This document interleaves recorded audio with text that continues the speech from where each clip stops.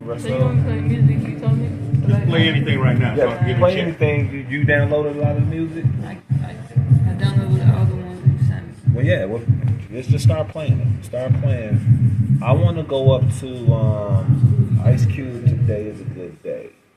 Okay, that's what I'm gonna go up to. So once the curtains open and all that, you play that.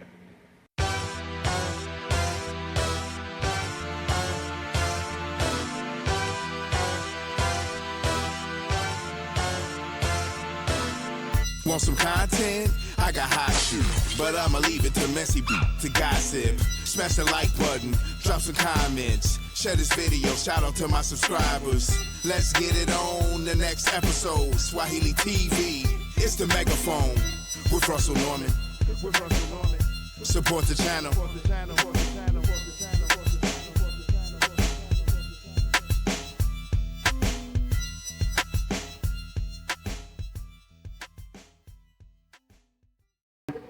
You tout yourself as someone who ran away from the fame.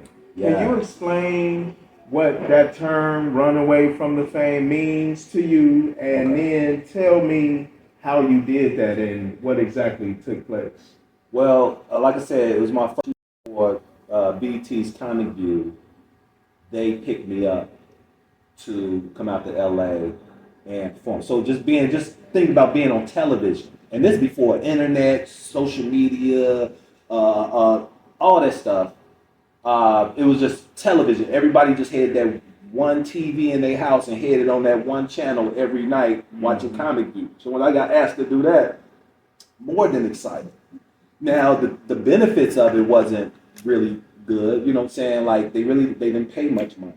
You had to get yourself there, put yourself up. They're notorious for being cheap to comics. Yeah, so you can confirm that. Yeah, huh? I can confirm. What did they pay you just offhand, if Man, you remember? Listen, I don't care who you saw on Comic View, from y'all favorite comedians, from Bruce to Cedric the Entertainer to some more, all of them. Everybody got $150. Damn, $150. You had to fly yourself in and put yourself up. But at the same time, the benefit of that was the exposure. You know what I'm saying? Right. But see, but it was also it was a double-edged sword to that too, because you got the fame, but you don't have the money to match the fame and the fortune. So now that makes it difficult for me to come back in my hometown. And everybody seeing me on TV, and now they seeing me at the local gas station getting $10 to put in my hoopty. You know what I'm saying? And I'm always getting asked, man, what you doing driving that? Oh, why you shopping here? And seeing you on what are you Comic View? doing here, man? I just and it was just like I got tired of that, and it kind of made me rebellious towards BET, because I've been doing them since I did it that first season. I've been doing it season after season after season till I just like, you know what? I can't keep doing this, because I'm spending money to come pick up this little check, but y'all give me all this exposure, and it's not well for me, because I got little kids chasing me around. Yeah, man, it was crazy. And at that time, it's early '90s. With all that exposure, man, it's like I really got a taste of fame, and you know, without the money to match it, it was bad. So that's when I went and became kind of rebellious towards BET. And I got blackballed, you know, because I became the troublemaker, you know, because I started asking questions and kind of complaining a little bit. And so now I got labeled as like this troublemaker. Then I didn't get invited to a lot of other things, other shows. That's why people didn't see me on other shows, such as like PDD Bad Boys of Comedy, Martin Lawrence First Amendment, because the production of BET Comic View, all them producers, they went on and produced some other shows for those shows. And so I was never invited, which I didn't realize.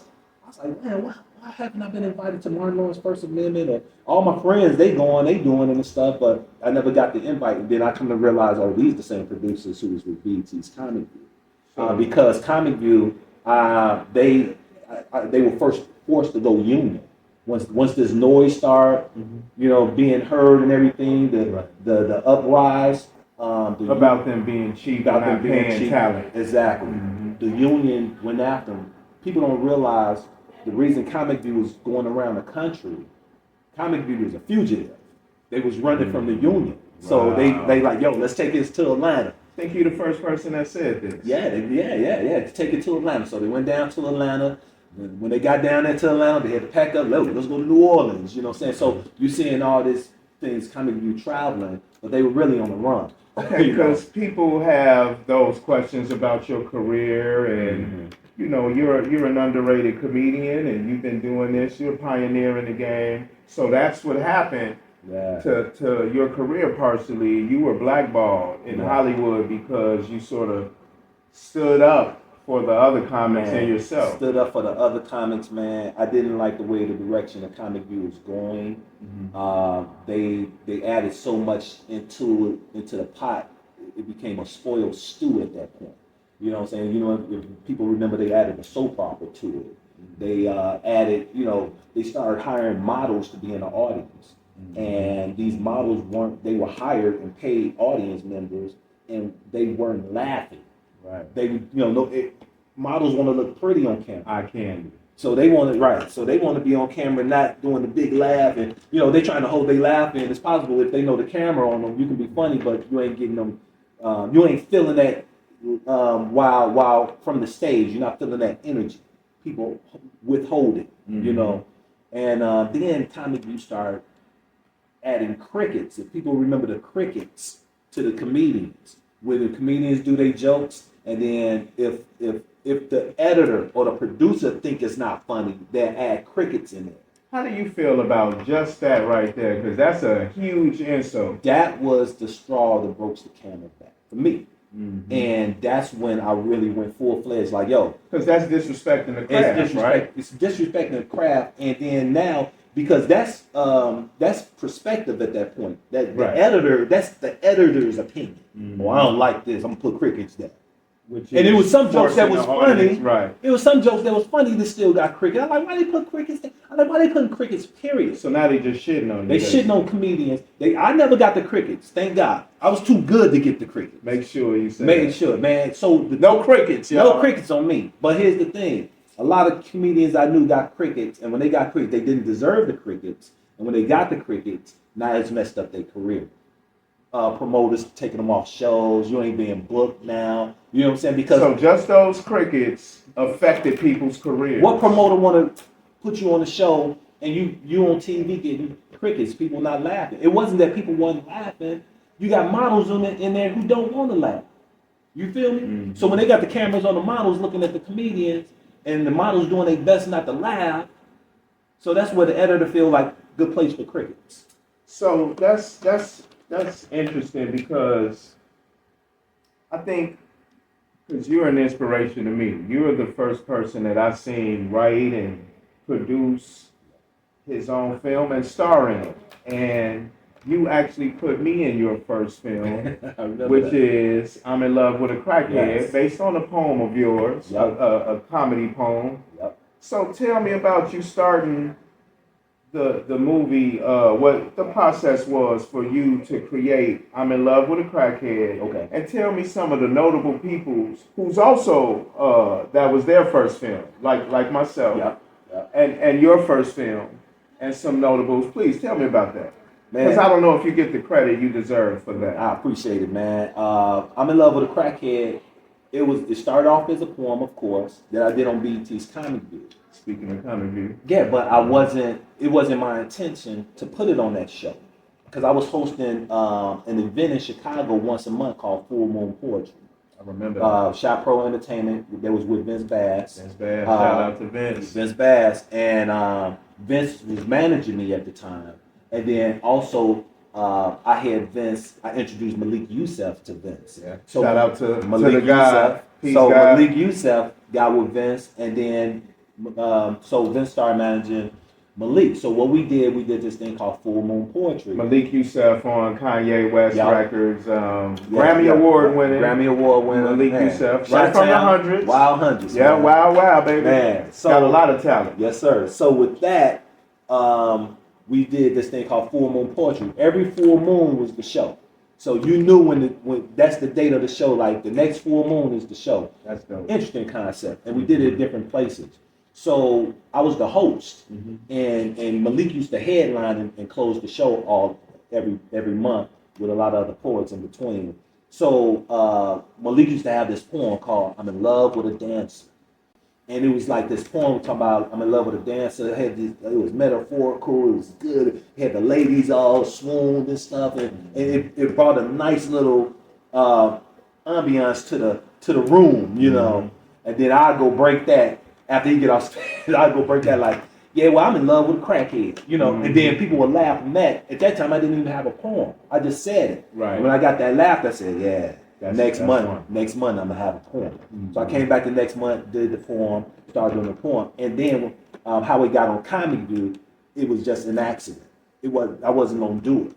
You know, I was keeping that separate. You know, Right. poetry, comedy, and man, and that's a long story with that. You know, but long story short is that it was a comedian. Comedians always stayed backstage to be the next one to go on, right? And then at this time, Comic View was doing rounds for the competition, you know, and then that's how you got to win the hour special, which I ended up winning from I'm in Love with a Crackhead. Doing that poem, me deciding to do that. What made me decide to do it? The movie now. No, Or the poem on Comic View. The comedian, it was one comedian on stage already. Her name Annie McKnight. I remember this. And me and my man Face Man is from New York. And me and him was backstage. Now we already went rounds. And me and Face Man backstage, and Face Man next to go on. And Face Man, he nervous, and he say, man, it's like, man, I exhausted all my jokes. I ain't got no more material. He said, you know what? I'm gonna do a poem.